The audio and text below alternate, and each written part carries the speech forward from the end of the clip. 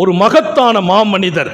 உலக அரங்கில் கிட்டத்தட்ட 20 நூற்றாண்டுகள், இன்றைக்கு நாம் நம்முடைய நபியை கடந்து 15 நூற்றாண்டுகள் வந்திருக்கிறோம்.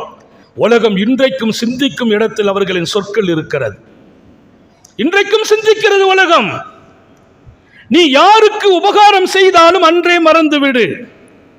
உனக்கு பிறர் செய்த உபகாரத்தை மௌத்து வரைக்கும் மறக்கக்கூடாது. இன்னும் சொல்ல போனால் மௌத்துக்கு பின்னாலேயும் மறக்காதுன்னாங்க.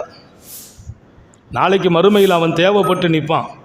அல்லாஹ்ட்ட சொல்வாரான் இந்த மூமின், யா அல்லாஹ், அதோ ஒருத்தன் நரகத்தில் கஷ்டப்படுறான், அவனை உள்ளே கொண்டு வந்துடுறேன். ஏன்பா, நான் அன்றைக்கி கொஞ்சம் கஷ்டப்பட்டேன், எனக்கு கொஞ்சம் ஹெல்ப் பண்ணான், தாகமாக இருக்குன்னு தண்ணி கொடுத்தான், எனக்கு அவன் தண்ணி கொடுத்தான் இல்லையா, அதற்கு நான் நன்றி செலுத்தணுமே, நீ அவனை சொர்க்கத்துக்கு கொண்டு வாம்பானா. அல்லாஹ் சந்தோஷப்படுவான். நாங்கள் ஸல்லல்லாஹு அலைஹி வஸல்லம், அல்லாஹ் சந்தோஷப்படுறான், அவனை சொர்க்கத்துக்கு கூட்டு வாங்குறான். ஏன்?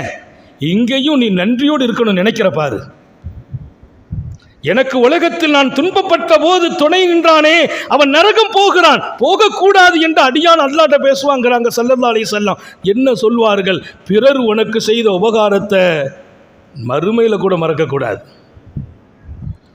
நீ யாருக்கு உபகாரம் செய்தால் அன்னைக்கே மறந்துடும். அப்படின்னா என்ன அர்த்தம்? அவன்கிட்ட இருந்து பிரதி எதிர்பார்க்காதுங்கிறாங்க. நீ எதிர்பார்த்தா ஆபத்தானது.